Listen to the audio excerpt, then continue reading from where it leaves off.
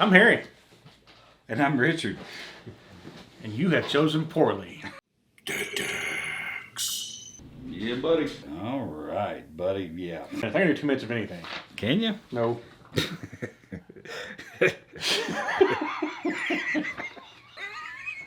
Because you're watching Dead Decks. What are you doing with your life? Yeah. Well, we hate that for you. We hate that you clicked that button and seen our fat fucking faces. Mm-hmm. But you're here now, so now you got to watch the entire video. Might as well. What else are you going to do? You obviously hate yourself. Yep. Keep at it. Yep. We're here to support you. Oh, 100%. We got your back, bud.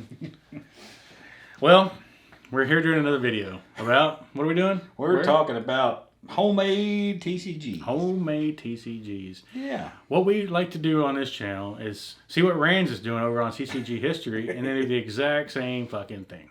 Yeah. So he recently did a video about this. If I'm a swell guy, I'll put it down there and you can go look at it yourself. I think it's a few months ago, so we're real slow. Yeah, it's been relatively recently, within a month or so, whatever. Nah, whatever. His are an hour and a half long, hours of 10 minutes, and so whatever. That's different somehow. You hate your life and have a short attention span, both. We're here for you. We got you, buddy. Mm-hmm. Call our toll-free number. It's 1-800. I don't give a fuck.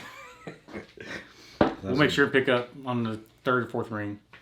Yeah, well, no. You call us 3 times, we may finally get the message. All right. What the fuck is a homemade TCG? I don't know. If you're a fucking idiot, I'll explain it. It's shit you make at home, you fucking moron. That doesn't make any sense. Explain to me like I'm 4. We'll make a distinction between, magic was probably made in someone's home too, but that's not what we mean.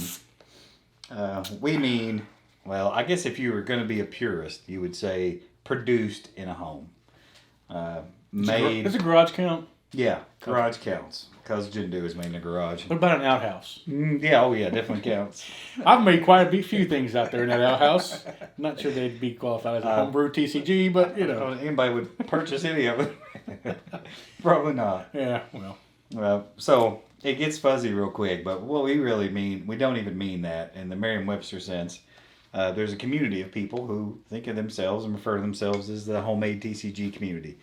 They're primarily on YouTube. That's where most of this stuff emanates from.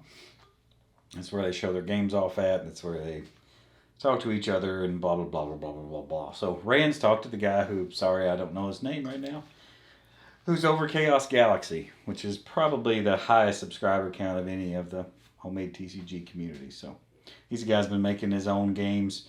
He does the art himself. He does the design. He does everything. And initially just made them at his house, made them on regular old paper, whatever you got handy. He was doing it the really old school way. So he's one of the OGs, but there's people who've been doing it long before that. So the community thing's interesting. Yeah, I've been poking around. That's what a lot of Rand's questions were about, was the community. And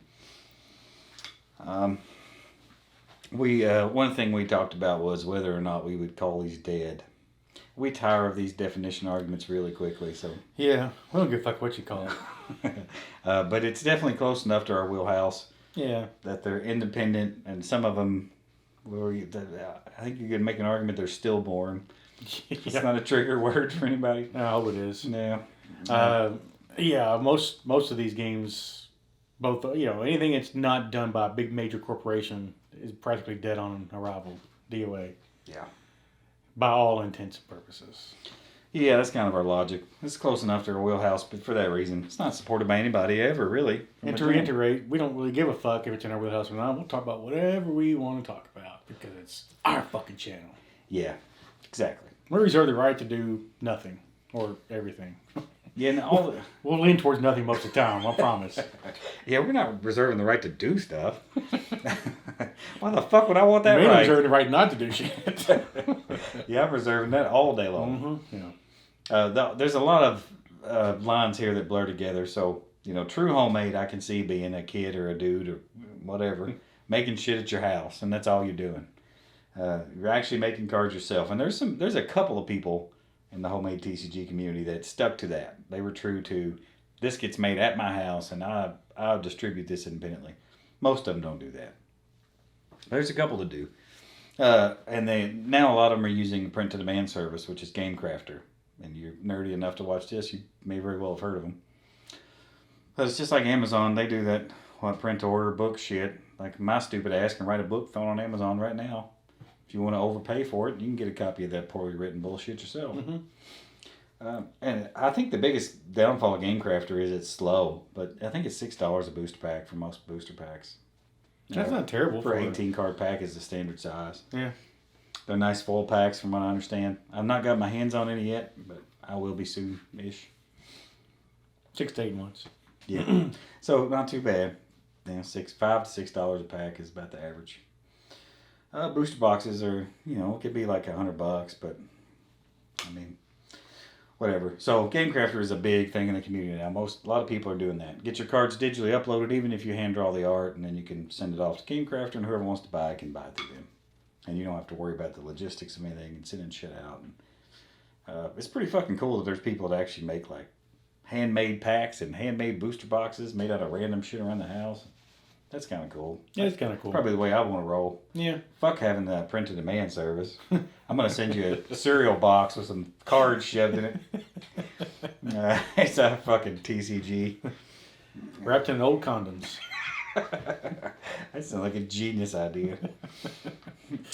So that's the GameCrafter. That's like print-to-demand. But again, most of those people that are doing that would still say they're affiliated with the Homemade TCG community. You've got crowdfunding stuff that kind of is a blurry line there. Kickstarter shit. Or a lot of that is independently created. And some of that is actually a company that needs more funding. For whatever reason wants to do that. But or doesn't want to spend their money. They want to spend your money. Yeah. They want to take away the risk of starting up the new products. So they'll just do direct sales of crowdfunding. If you want it, tell us you want it and give us some money now. SoulForge comes to mind for some reason. I don't know. So yeah, that some of the crowdfunding stuff is certainly independent and even homemade. But that line's pretty blurry too. And then there's another category of some of these games that I can't figure out that I would just call independent. Jindu is one. Conquest of Arthenia is another. There's a couple more. No sign that they were ever crowdfunded. Seems to be some guys making really shitty videos about the game in their bedroom. Don't know where the fuck they got the money. Don't know how they were able to print them. Maybe it was crowdfunded. Maybe I just hadn't found a record of it. But there's some. You could get independent funding. I'm sure.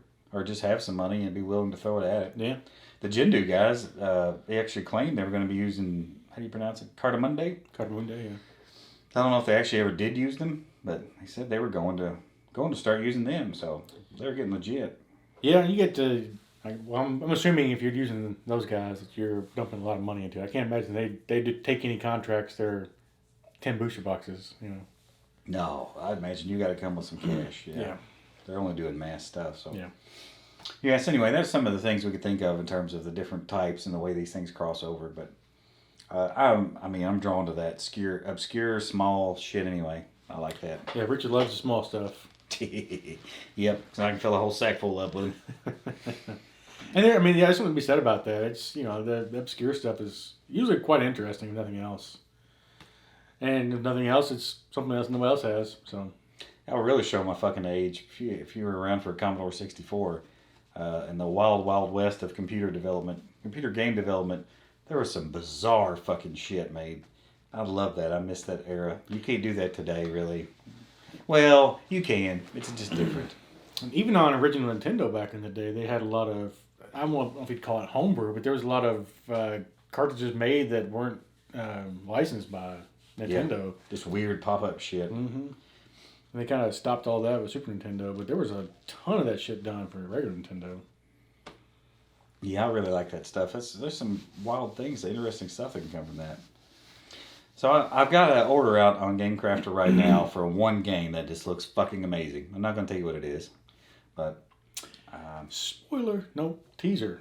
Yeah. One of those words. Teaser. One of those trigger words. He did the art on the computer. It wasn't done, with crayons, but it's fucking great. And it looks like an actual polished, awesome game. And I've got some of that coming. Probably going to open all of it and order some more. So...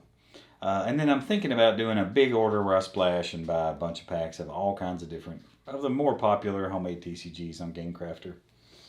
There might be another service. Actually, there is another service, and I've lost the name. I'll have to look it up. but it's nowhere near the volume of Game Crafter. Yeah, if he's gonna open it, we'll open it on the channel. So. Oh yeah, I'm definitely gonna have to open that box because I love the fucking looks of that. But yeah, I mean, you get to such a polished look, even if it's created by one dude in his spare time. Then what is that called? I'm sure those. I think a lot of the homemade TCG people really don't want to be in that same category. Yeah, it makes them look kind of bad. Yeah. But whatever. Do better. Yeah. There are only 2 or 3 that I've seen that really look like that. They look like a polished commercial product that I don't see why they couldn't be sold out of a regular store. And the dudes making that are probably just over-the-top OCD kind of guys. So. Yep. Smart, really smart dudes, good designers. They're doing, it's a digital art. The few that I've seen, they're really good shit. And really, I mean, to do stuff like that, you almost have to be OCD. Every detail, you just go over and over again until you have it perfect. Yeah, and they're mostly passion projects. I mean, you're not going to get rich on Game Crafter. No. We were talking about earlier. They've got some filters on the site where you can see how many of any item is sold. You can look for things that have sold more than 1,000 copies, say, and there's not very many of them at all. I don't think there's any in the trading card category. So this is all pretty small time shit. You're not going to get rich. But I love the idea of print to order for trading cards, and they actually are legitimate collectible card games. I mean, they're randomized content. They do the randomization for you.